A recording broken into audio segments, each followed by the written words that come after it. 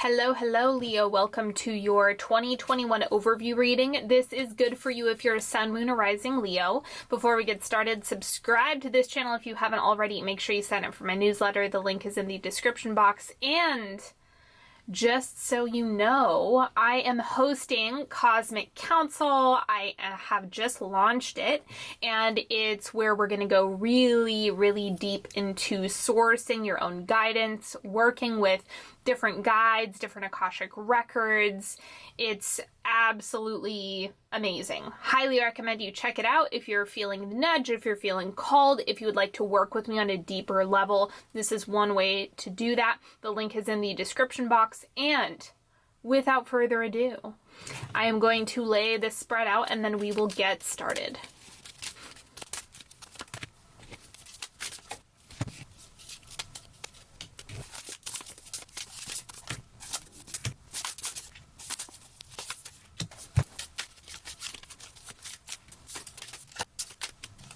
Okay, let's start with the oracle cards for you. First thing, be free, do what you love. So really breaking down patterns of feeling trapped or feeling stuck or feeling like you're not free. This is going to open up that feeling of I'm free to do what I want, I'm free to be fully expressed, and it really anchoring into doing what you love, like acting from that space of loving, right? Loving the creation is going to really serve you. And then you have Mouse. This is problem solving. This is like getting through any little snags that might show up in your world. It's about being resilient and moving through those with speed and grace. Like just being able to move through it swiftly is the thing. So if you feel like you've been getting really bogged down, or if there's a slight snag that happens in your world and you feel like it's been taking you down for a week, right? Or taking you down for months, right? This year is going to be full of, oh, interesting, there's this little blip, I'm just going to move through that. It's not going to be taking you nearly as long. It's kind of like emotions and snags and little blips can just be that. You're not going to be making mountains out of molehills this year, which is going to allow you to move through things at a much faster rate. So this is going to allow you to not sweat the small stuff. And then we have Earth. Gaia calls for your expanded focus and loving attention. Put your feet on dirt. Acknowledge the planet for carrying you this far. Okay, so getting out in nature. Immediately, like spending time outdoors, spending time anywhere you can ground yourself, or earthing as biohackers might call it. So this is a timeline. This is the first layer for the 2021 reading. So we have the first quarter, second, third, and fourth quarter of 2021. So let's see how you're starting off the year. We have the Page of Swords. Maybe you're starting something new, or you have a new idea. You're pursuing, it looks like a pursuit, right? So what are you charging after? What are you pursuing? That's the initial question that I would have for you and that I would pose to you is, what are you after? Like, what are you going after? Because it's going to show up differently for everyone, right?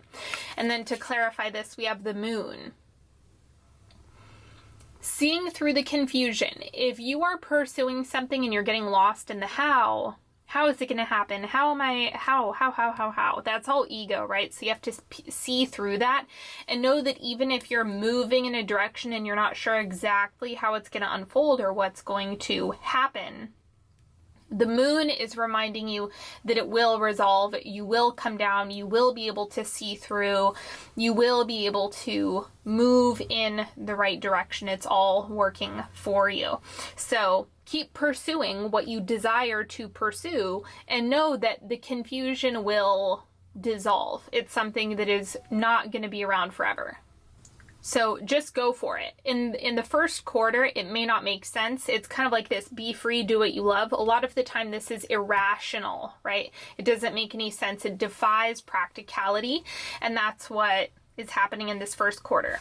Let's see, in the second quarter, you have the Two of Pentacles. So magnetizing what you decide is good for you, or that you desire. Let me pull the clarifier. You have the Six of Cups. So this could have something to do with the relationships in your life, right? If you're waffling on something, or if you are like in need of a practitioner, a friend, a contributor, a partner, because the soulmate connection is general, right? Soulmates, I don't think about that in terms of just romantic relationships. It's more contextual based on what you are asking for.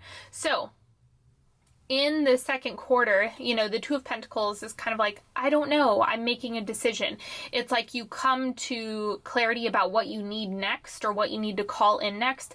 I'm getting that it involves another person. That's the main thing that's shining through here, is or in order to get grounded in your decisions, you might be consulting someone that you trust, or kind of letting your partner help you, or letting a practitioner support you. I'm getting that there's an energy of you needing some extra TLC as you make decisions, like just being patient with yourself as you get clarity. Okay, so you're still going to be moving through any of this residual confusion or waffling in the first half. Third quarter, we have the Lovers. Beautiful, beautiful, beautiful. So this is, ironically enough, this is about choices, right? Making decisions, kind of getting into the union with either a person or the desire. Right? So it can be actual partnership, right? Sometimes it's decisions and choices about things in your life. So depending, again, this is all based on what you've asked for, what you're inviting in, and what you're available for. So that's what is coming up here. Let me pull the clarifier. We have the Nine of Swords. So really facing fears as well. So anything that you're like, ooh, I'm scared to make that choice, or I'm scared to make that leap, or I'm scared to commit myself and devote myself to that thing, you know, you're going to be brushing up against the fears that are coming through. So this is just the secondary energy that is helping you to move through any of the emotional baggage that might be stopping you from coming into union with the desire, because the desire is key. Whatever you start pursuing in that first quarter of 2021, or whatever you're bringing into 2021, right, going after it and just kind of working through things. I'm getting that like the focal point, the pursuit in the beginning of the year is kind of what sets the tone for how you navigate the rest of the year.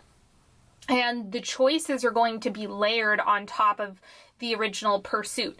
They're going to be a natural consequence. I mean that in a good way. A natural consequence of whatever you've decided to go after. It's like that's the path that you want to stay the course on, and then things will get magnetized. You'll get deeper involvement with that thing, and then you're just calling in the people that you need, and then challenging the fears as well, so that you can like marry the desire.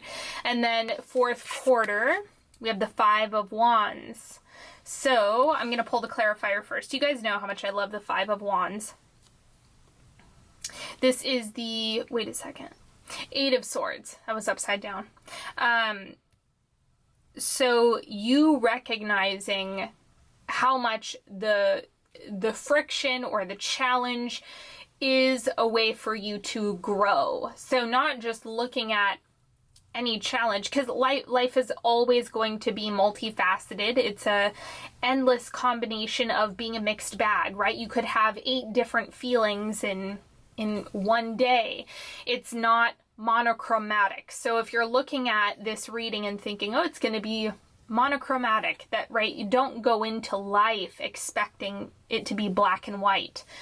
So what the end of the year is really doing is it's pushing you into deeper growth, and it's getting you out of your head. That's the main thing. You're being presented with things that might look like friction on the outside, but it's for your own liberation, right? Because the Eight of Swords is, I'm feeling trapped, I'm feeling constricted, I'm feeling like I'm stuck. And the Five of Wands is the friction that leads to the solution, to the liberation. So there's a lot of freedom. There's a lot of freedom coming through here. It's like getting in deep alignment with the desire, but unhooking any ties to the mental prison that you may have put yourself in, or any rigidity that you're still holding on to. So this is exciting because it's going to free up a lot of your energy, and it's just going to make you feel more grounded. I'm getting like more self-trust and not like you're in your mental body. This is just too much mental energy. And so the friction in, I'm stuck in my mental body, and then poof, you free yourself from it once you get out of that.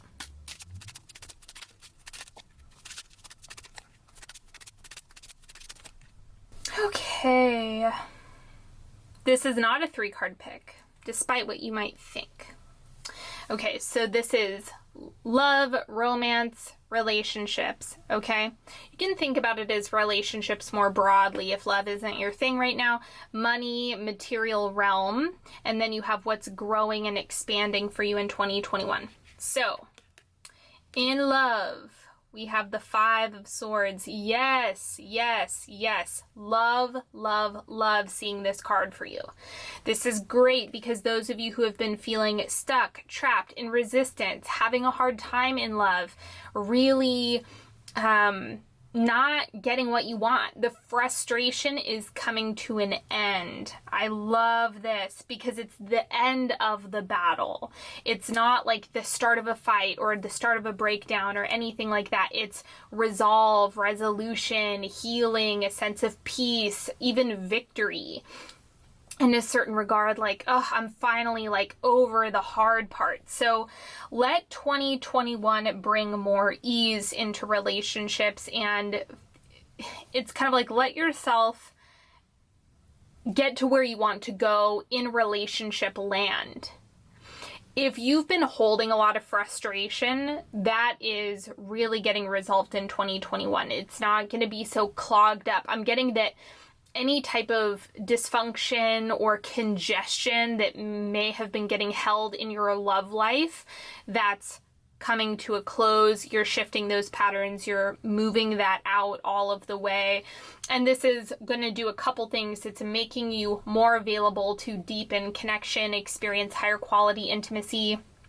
It's also going to allow high quality relationships into your life, right? If that's something that you're wanting to welcome, romantic and platonic, right? And then material realm, money, we have the Nine of Wands. Go, go, go, go, go. Just go for it. It might, like I said with the mouse card, this is what's coming up because the Nine of Wands can be like, oh my God, you're moving so fast, you're tripping over yourself. That is an element of this, but really it's about moving through it with ease and grace. That's the key thing here. So the Nine of Wands is encouraging you to just push, push, push, go for it, get after it. Do that, and you're not going to fail, but don't create mountains out of molehills. That's the thing. If you're experiencing a small snag, let it be a small snag. Don't turn it into the end of the world, okay? You gotta chill that Leo energy out. Don't wrap your ego up in, oh my God, I pricked my finger. Oh, stay away from that if you can, or try to move through that faster. Okay, and then growth, what's expanding for you, we have the Knight of Wands. This is more of your own essence. This is more of you feeling like yourself, feeling like you have your mojo back. That's the main thing that's coming through, is like, yes, I'm going after what I want. I'm magnetizing the things I want. I'm challenging my fears. I'm freeing myself of the mental prison that I may have been in for a long time. And that is allowing you to uncover more of you, like you, not being in a wound or a story or an ego, but instead letting your authenticity through on a higher, more profound level. Okay, now we're going to do a 3-card pick.